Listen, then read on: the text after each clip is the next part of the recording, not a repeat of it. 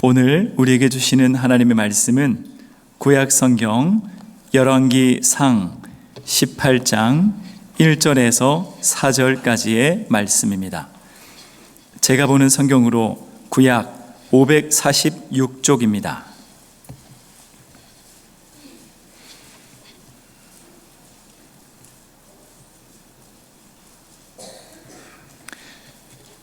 하나님의 말씀을 교독하겠습니다.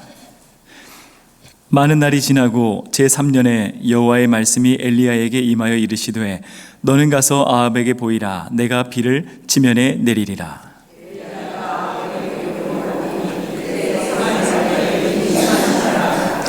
아합이 왕궁 맡은 자 오바댜를 불렀으니 이 오바댜는 여호와를 지극히 경외하는 자라.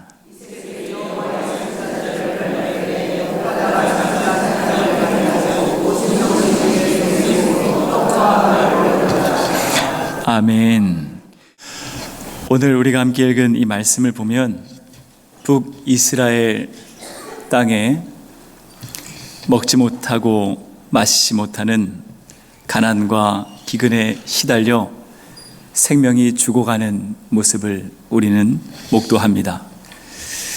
죽어가는 생명들이 부르짖고 울부짖는 소리가 성경을 보고 있노라면 우리의 머리를 지끈거리게 만들 정도입니다. 이스라엘은 솔로몬 이후에 처참히도 남과 북으로 나라가 두 쪽으로 갈려졌습니다. 그리고 이 두 나라는 마치 경쟁이라도 하듯이 서로 질세라 더욱 죄악을 쌓고 또 죄악을 쌓아서 죄의 바벨탑을 쌓기 시작했습니다. 특별히 가증한 금송아지 위에 세워졌던 북이스라엘은 건국일 이후 계속되는 우상 숭배와 권력을 탐하는 인간들의 탐욕 그늘진 칼부림으로 인해 잘려나간 왕들의 머리를 머릿돌 삼아 나라가 세워지고 무너지고를 반복했습니다.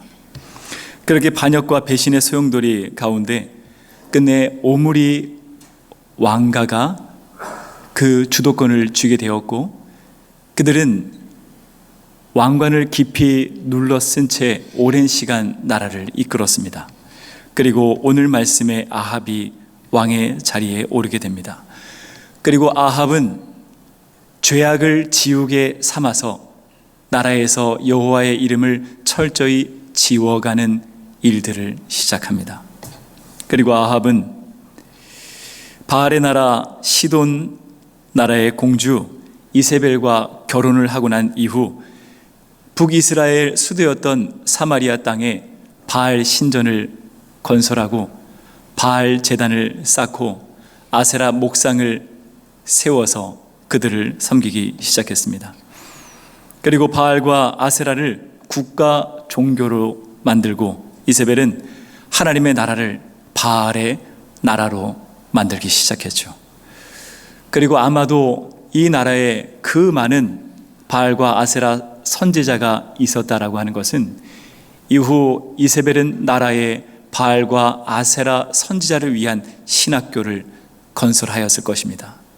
그리고 그곳에서 끝없이 우상 선지자들을 양육했죠. 그리고 더 나아가 바알과 아세라를 섬기는 이 선지자들을 국가 고용직, 즉 공무원으로 삼아서 더 많은 선지자들을 확보합니다. 그리하여 북이스라엘 땅에는 우상을 위해서 동물을 도살하는 괴성과 비명이 가득하게 되었고 우상을 위해서 바쳐진 구역질나는 재물의 컴컴한 독연기가 나라를 뒤덮게 됐습니다. 그런 가운데 이대로 두었다가는 하나님은 영영이 하나님의 백성들을 다 잃어버릴까 봐 그 영혼들을 구하고 다시 이 나라를 거룩한 나라로 회복을 시키기 위해서 하나님은 가슴 저미는 특단의 조치를 취하셨습니다. 그래서 어디에서도 하나님의 이름 들을 수 없었던 시대 가운데 도리어 하나님을 잊지 않기 위해서, 하나님의 말씀을 붙들기 위해서 처절히 신앙을 갖고 살아가던 두 가정의 두 사람을 선택하여 부르셨습니다. 그 한 사람이 바로 엘리야입니다.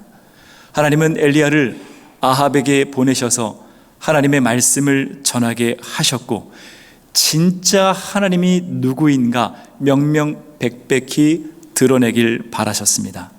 그리고 그를 통해 전해지는 말씀으로 길 잃어버린 영혼들이 돌아오도록 하나님은 말씀을 전하셨고, 그리고 역사상 다시 없을 극심한 가뭄의 징벌을 내리셨습니다.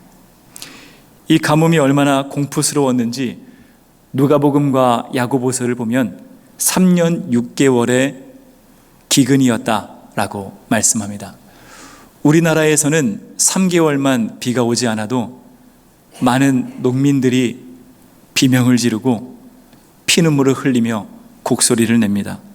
그런데 그에 비해 10배가 넘는 40개월 동안 비도 이슬도 내리지 않았으니 그 모래바람 휘날리는 그 나라의 그 기근은 우리가 상상하는 것보다 훨씬 더 극심한 공포가 펼쳐졌을 것입니다.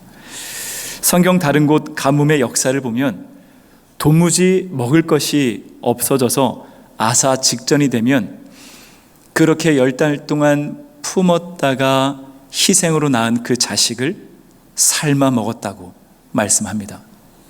그리고 더 나아가서 그 고통이 너무 심해서 스스로 생명을 버리는 사람들이 속출했고, 나라를 버리고 고향을 버리고 친척들을 버려서 망명을 떠나는 일들이 일어나는 공포였다고 기록하고 있습니다.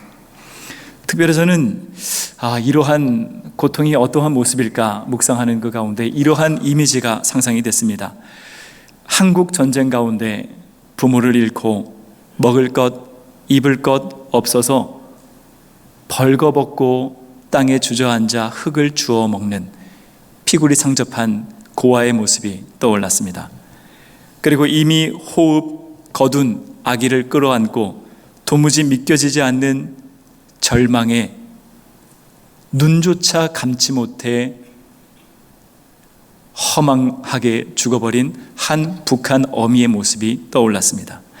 아마 어떠한 상상을 하든 심하면 심했지 덜하지 않는 상황이 펼쳐졌을 것입니다. 그럼에도 아합과 이세벨은 이 가뭄 가운데에 비를 준다고 믿었던 바알에게 더 힘을 다해서 지극정성으로 제사를 올려드렸을 것입니다. 더 선지자를 양육하기 시작했을 터이고 비를 내려달라 계속해서 제사를 드렸을 것입니다. 사실 성경에는 기록되어 있지 않지만 역사적 문헌을 보면 바알을 제사한다는 것은 그 신전에서 살고 있는 신전 창기와의 단체 성교합이었습니다.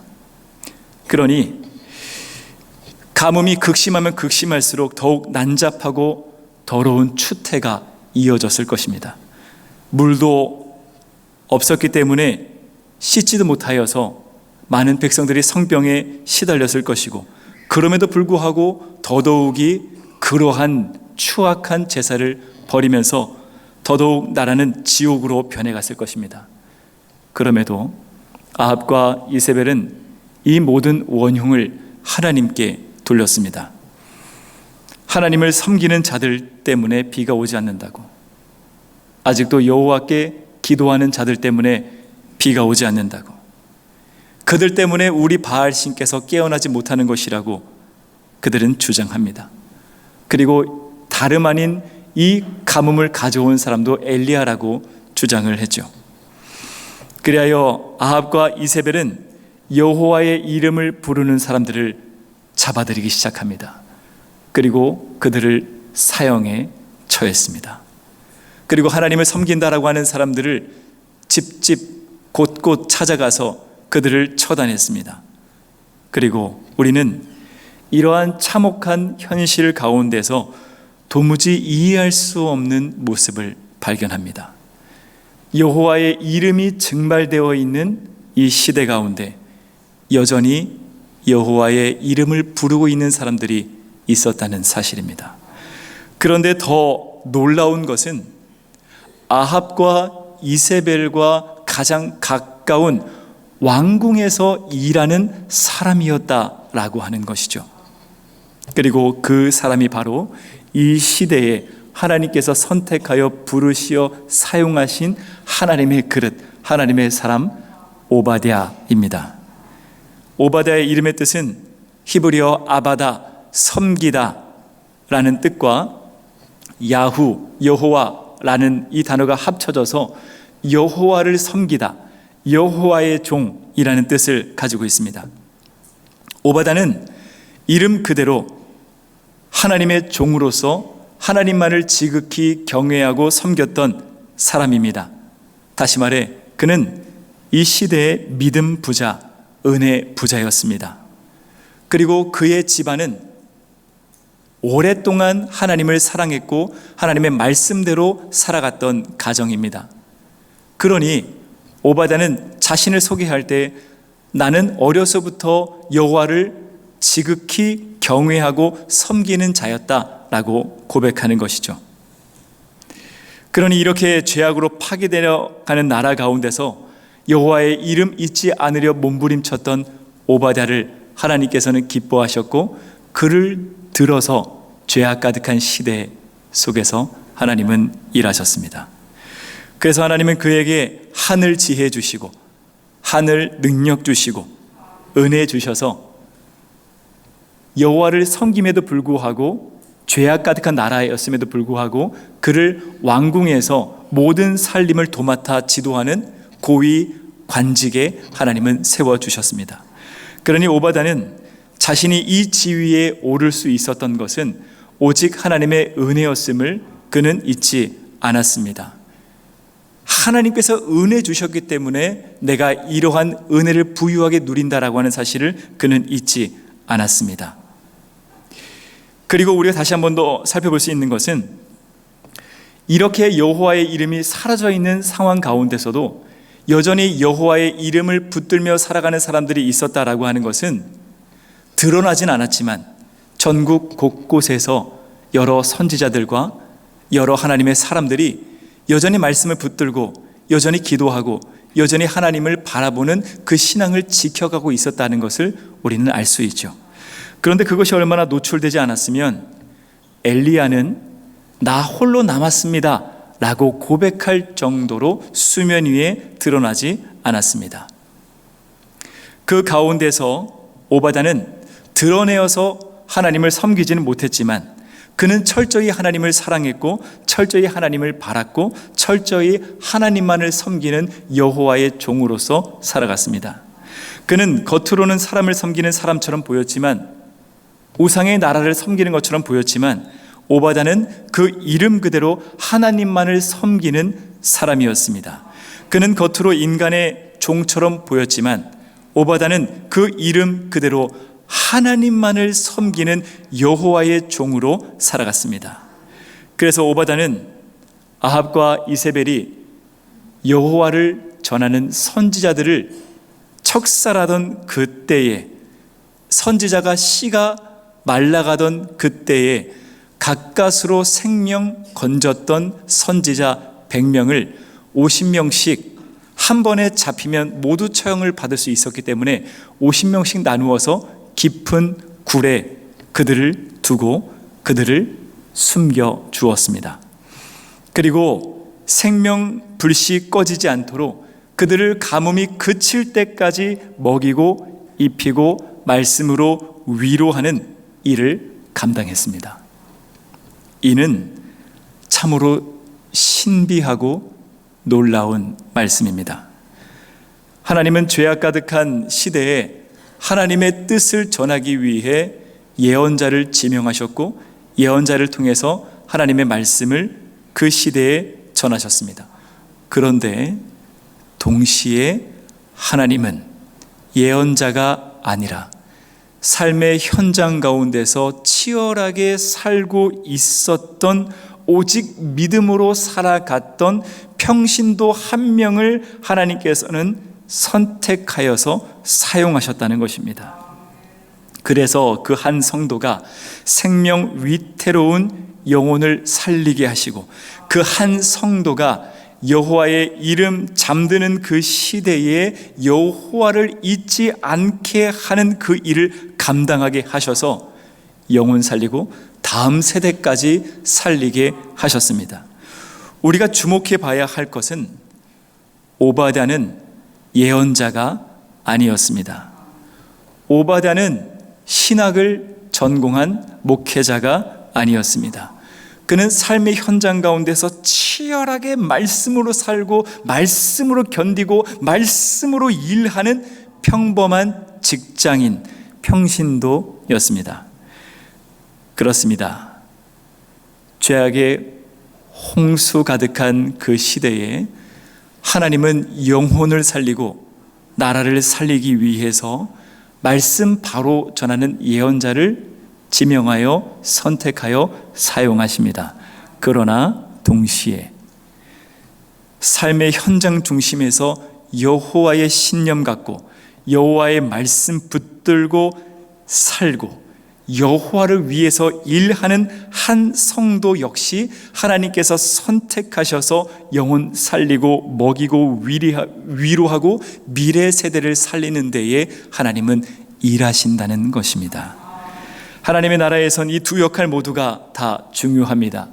어떠한 역할이 더 중하다 말할 수 없습니다.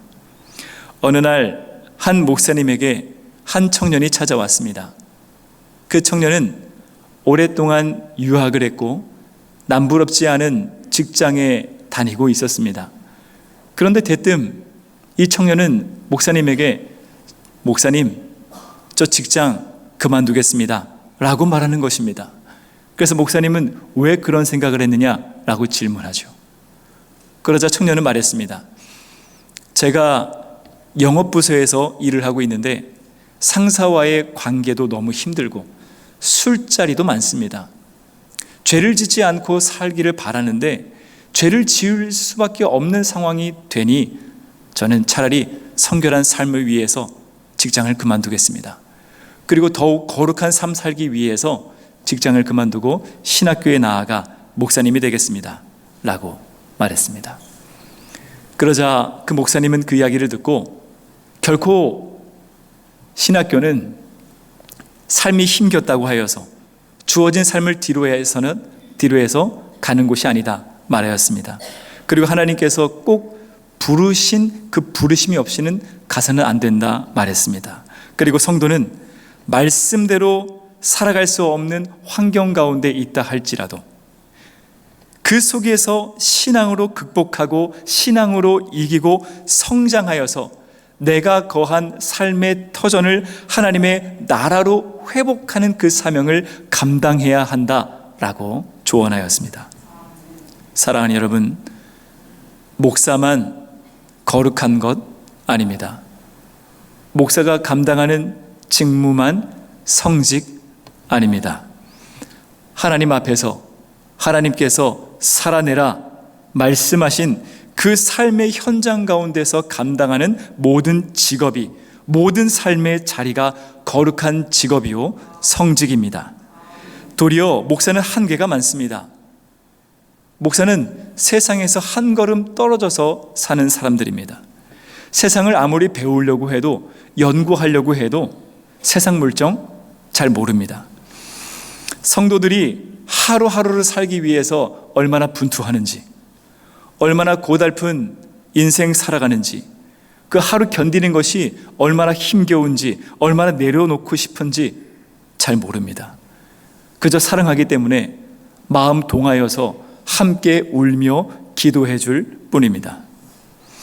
목사는 그저 이 시대에 하나님께서 원하시는 그 말씀을 전하여서 영혼이 흔들거리지 않도록, 영혼이 길을 잃어버리지 않도록, 넘어지지 않도록, 다시 일어설 수 있도록 예수 대신하여서 말씀 전하고 예수 대신하여서 손을 내밀어주는 역할을 감당합니다. 그래서 때론 목사의 설교와 조언이 너무 원론적인 것처럼 들릴 때가 있고 너무 이상적으로 들릴 때가 있고 그래서 뜬구름 잡는 것처럼 들릴 때가 있습니다. 그러나 목사는 하나님의 말씀을 좌로나 우로나 치우쳐지지 않기 위해서 노력하는 것이고, 그래서 때로는 물러나고 싶지만, 물 타고 싶지만, 애둘러 말하고 싶지만 용기 내어서 전하고 선포할 뿐입니다. 그러나 성도는 다릅니다. 목사는 알지 못해도 그 한 성도는 목사가 알지 못하는 것을 이해하고 깨닫지 못하는 것을 깨닫습니다. 그래서 한 영혼들이 얼마나 애달픈 사정을 갖고 있는지, 얼마나 쓰디쓴 눈물을 흘리고 있는지, 얼마나 애환이 많은지, 좌절하고 있는지, 통곡하고 있는지, 그 질병의 무거움이 얼마나 무거운지 섬세하고 가슴 깊이 이해하고 있습니다. 왜냐하면 자신도 경험했고, 경험하고 있고, 싸우고 있고, 견디고 있고, 분투하고 있기 때문입니다. 그래서 때로는 목사의 기름 뚝뚝 떨어지는 달달한 그 100마디보다 치열한 삶의 현장에서 나오는, 치열한 삶의 경험에서 나오는, 치열한 삶에서 겪은 아픔과 고통과 역경과 질병의 사투 속에서 깨달은 그 한 성도의 뿌리 깊은 그 한마디가, 농도 짙은 그 한마디가 세상살이로 인해 거칠어진 이 손길로 내밀어주는 그 손길 하나하나가 생명 넘어가는 한 성도를 살립니다. 그러한 사람이 여호와의 이름 증발한 시대에, 은혜가 가뭄이 든 그 시대에 부름받아서 여호와만 섬기고 여호와만 경외하는 여호와의 종, 이 시대의 오바댜인 것입니다. 사랑하는 여러분, 여러분이 이 시대의 영혼 구원자 오바댜가 되어주시기 바랍니다. 여러분의 직업, 삶의 자리, 그곳이 거룩한 자리요, 거룩한 직업이요, 성직임을 잊지 마시기 바랍니다. 여러분이 성직자입니다. 그러므로 최선을 다해 그 삶의 전쟁터에서 살아남으십시오. 힘겹지만, 버겁지만 여호와를 붙들며 살아내고 견디고 이겨내십시오. 어떠한 상황 가운데서도 여호와의 이름 잊지 않으려 믿음으로 분투하며 살아가십시오. 그래서 믿음의 부자, 은혜의 부자가 되십시오. 그래서 하나님께서 여러분을 보내시는 그 삶의 현장에서 믿음으로 쌓은, 또 믿음으로 쌓은 그 은혜를 통하여서 생명 불씨 꺼져가는 그 영혼을 살리시기 바랍니다. 여러분의 삶의 자리 가운데서 고난을 겪으며 역경을 지나며 핥히어진 여러분들의 삶의 그 상처, 그러나 지금은 아물어서 생채기가 되어 있는 그 생채기를 죽어가는 영혼 앞에서 드러내 보여주며 영혼을 살리고 가정을 살리고 미래 세대를 살려 나아가는 이 시대의 모든 오바댜들이 다 되시기를 간절히 바랍니다. 이어서 우리는 이 말씀을 통해 또 도무지 이해할 수 없는 상황을 목도합니다. 기근은 3년 6개월 동안 이어졌습니다. 생명이 생명을 사냥하던 그 시대에 100명을 먹이고 입히고 돌본다는 것, 그것이 어떻게 가능했을까요? 우선 우리가 기록되어 있는 말씀을 통해서 깨달을 수 있는 것은 무서운 기근 가운데서도 생명이 살 수는 있었다는 사실입니다. 그것을 증거하는 것이 바로 아합과 이세벨과 바알과 아세라 선지자들입니다. 서민들은 먹지 못해 마시지 못해 죽어가는 상황 가운데서도 왕과 왕비와 추악한 이 선지자들 850명은 버젓하게 잘 먹고 잘 마시고 살아 생존하고 있었습니다. 그 말은 끝없이 생명 집어 삼키는 무시무시한 기근 가운데서도 어떻게 해서든 양식과 물을 구할 수는 있었다는 말씀입니다. 그 말은 동시에 이 시대의 양식과 물을 구하려면 엄청난 돈이 들었다는 사실을 알 수 있죠. 수요는 많으나 공급이 적으면 물가는 계속해서 오르기 마련입니다. 피아니스트라고 하는 영화를 보신 적이 있으십니까? 이 영화를 보면 제2차 세계대전을 배경으로 하여서 재현하고 있습니다. 이 영화를 보면 유태인이라는 그 사실 하나만으로 자신이 살고 있었던 삶에서 쫓겨나 수용소 지역이었던 게토로 끌려가는 모습이 나옵니다. 그리고 서슴없이 당기는 방아쇠와 자비 없이 내려치는 칼의 폭력 아래서 그들은 짐승처럼 끌려가며 아무것도 먹지 못하고 아무것도 마시지 못해 굶주림에 시달립니다. 이들이 갖고 있었던 재산이라고는 본능적으로 살기 위해서 허겁지겁 들고 나온 진보다리 하나가 이들의 전 재산이었습니다. 영화를 보면 이들이 거해 있는 곳에서 다음 장소로 이동하기 위해 잠시 머무는 장면이 나옵니다. 그런데 그곳에서 한 소년이 사람들에게 외칩니다. 캐러멜 사십시오. 그래서 이 아버지는 너무 오랫동안 허기진 이 배 안에 무엇이라도 채우고자 하는 그 마음에 그 소년에게 그 캐러멜이 얼마인지 묻습니다. 그랬더니 1.5cm 크기의 이 캐러멜을 사기 위해서는 이 가족이 갖고 있는 모든 현금, 즉 전 재산을 주어야만 이 캐러멜을 살 수 있었습니다. 그럼에도 불구하고 아버지는 전 재산을 들여서 1.5cm의 캐러멜을 사서 6명이 균등하게 나누어서 먹는 장면이 가슴 먹먹하게 연출됩니다. 이와 같이 먹을 것 없고 필요한 사람만 많아지면 양식의 가치는 천정부지로 오르기 마련입니다. 역사적으로 다시 없을 가뭄이 몰아치던 시대였으니 이 시대 가운데 100명의 선지자를 3년 6개월 동안 먹이고 입히는데 대체 얼마의 돈이 들었을까요? 날이 거듭하면 거듭할수록 양식값은 한계가 모르게 최고조로 달하며 천문학적인 예산이 들었을 것입니다. 그래서 한 성경학자는 하나님께서 3년 6개월 동안만 하늘을 닫으신 그 이유는 오바댜가 100명을 먹이고 입히는 데에 갖고 있었던 전 재산을 사용해서 살릴 수 있는 기간이 3년 6개월이었기 때문에 그때까지만 비를 잠그신 것이다 라고 해석할 정도입니다. 즉 오바댜는 말씀이 이 시대에 잠들지 않게 하기 위해서, 선지자를 살리기 위해서 고위 관직에 오를 때까지 성실히 쌓고 또 쌓았던 그 전 재산을 한 방울 남김없이 영혼 살리는 데에 그는 사용했다는 말씀입니다.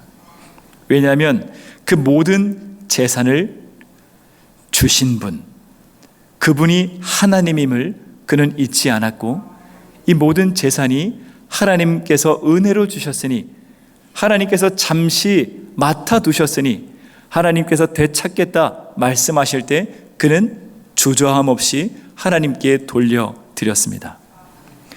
김미진 간사님께서 쓰신 왕의 재정이라고 하는 책을 보면 돈을 소유하고 있는 사람들의 유형을 4가지로 분류합니다.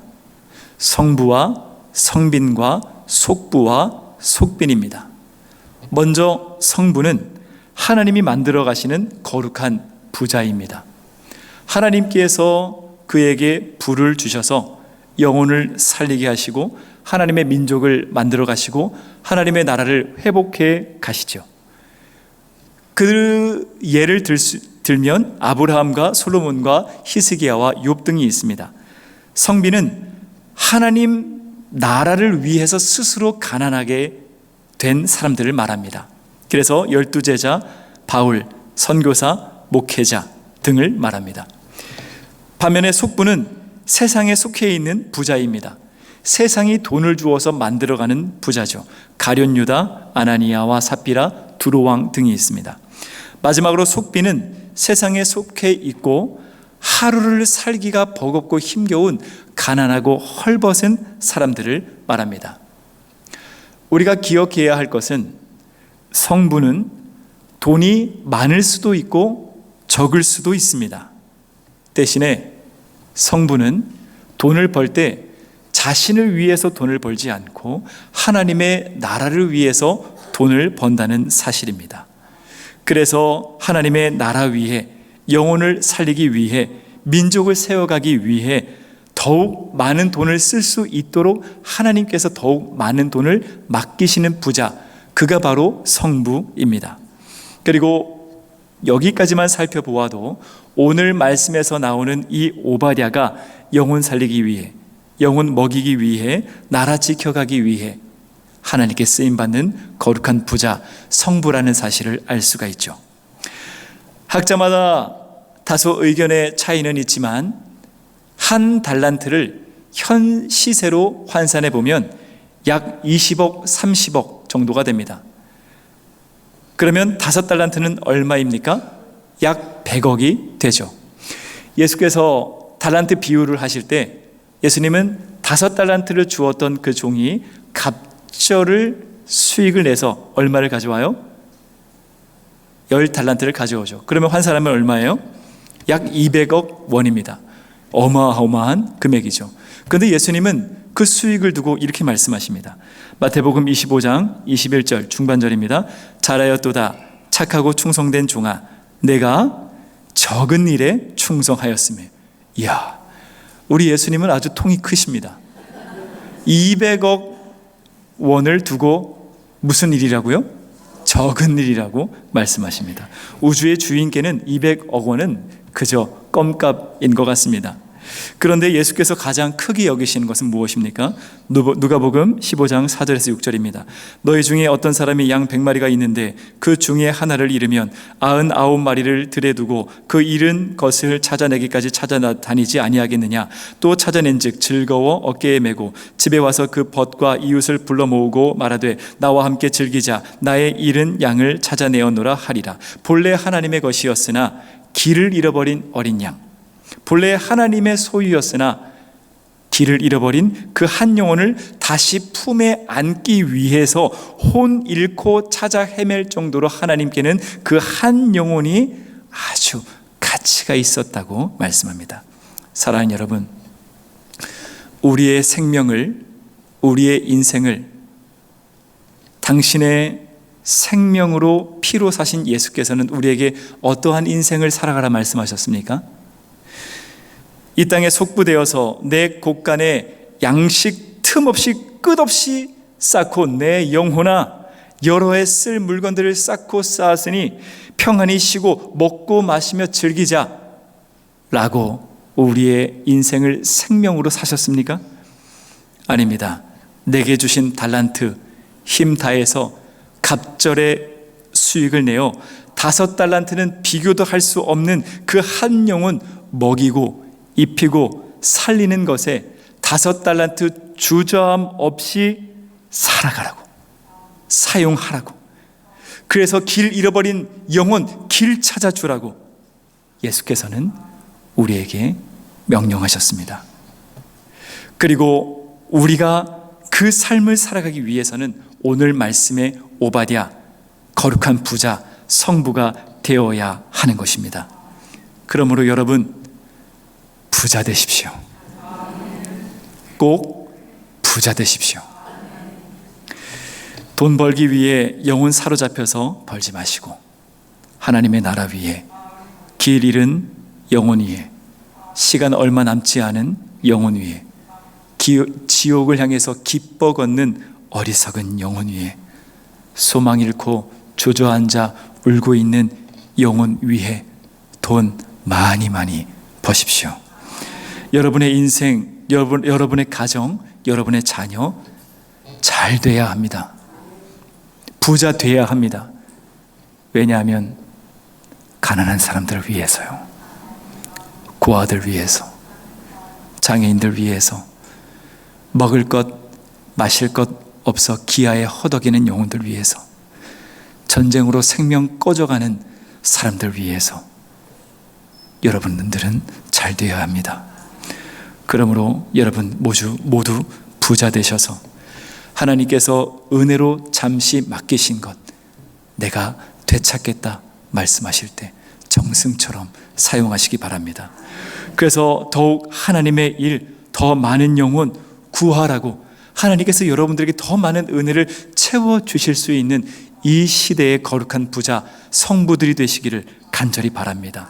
그래서 여러분들이, 여러분의 가정이, 여러분들의 직장이, 사업장이, 여러분들의 자녀가 잘 되면 잘 될수록 하늘에서는 잔치가 일어나고 헐벗어 죽어가는 영혼들이, 지극히 가난한 자들이 기뻐 뛰며 하나님께 영광을 올려드릴 수 있는 이 시대의 거룩한 부자 성부들이 다 되시기를 간절히 바랍니다. 기도하겠습니다. 하나님, 우리를 사용하옵소서. 우리를 사용하셔서 이 시대를 치유하시고 영혼들을 살리시고 길 잃어버린 영혼들을 길 찾게 하시고 가난하여 헐벗은 영혼들을 먹이시옵소서. 예수님의 이름으로 기도합니다. 아멘.